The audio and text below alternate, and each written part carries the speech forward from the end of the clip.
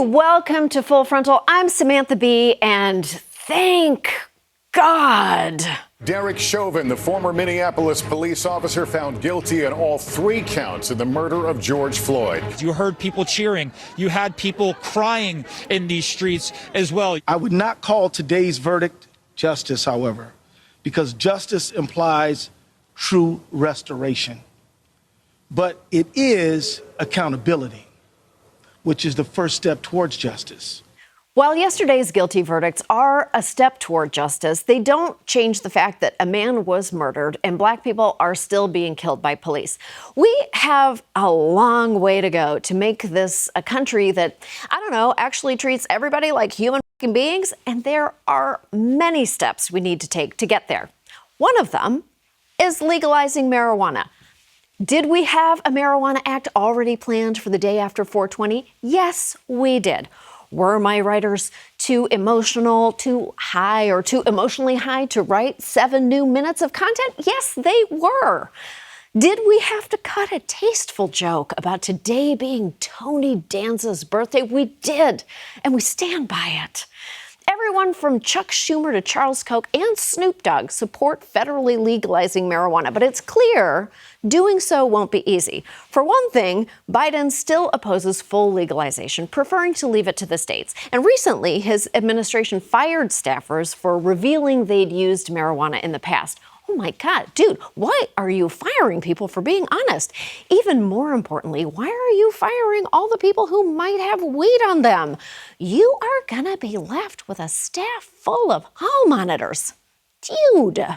But it's not surprising. Nearly a century of anti-marijuana rhetoric has left many people still scared of the drug. But marijuana isn't just for spliff kings anymore.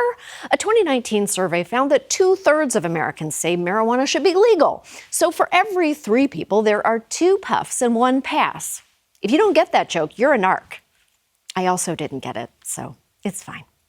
This evolution in public opinion has been a long time coming, thanks to increased recognition of medicinal benefits, increased employment opportunities, and economic benefits for states that legalize recreational use.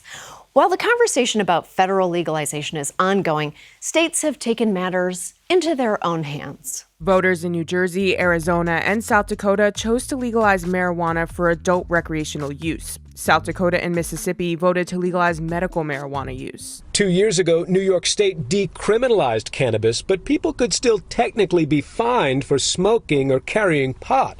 With the stroke of Governor Cuomo's pen, that all changed. As of today, New Yorkers can now legally possess 3 ounces of pot. Which I'm sure Cuomo will up to 300 pounds if he needs to deflect another harassment accusation. Legalization almost always wins when it's on the ballot. And since 2012, more and more states have adopted some sort of reform. That might include decriminalization, which eliminates jail or prison time for possession under a certain amount, but there's still a possibility of penalties and fines. There's medical legalization, which allows doctors to recommend marijuana for serious conditions like seizures, PTSD, and nausea experienced by cancer patients, and less serious ones like being a Class 1 medical dweeb. Finally, full legalization removes all penalties for using or possessing marijuana, and in most cases allows for legal sales and home growing.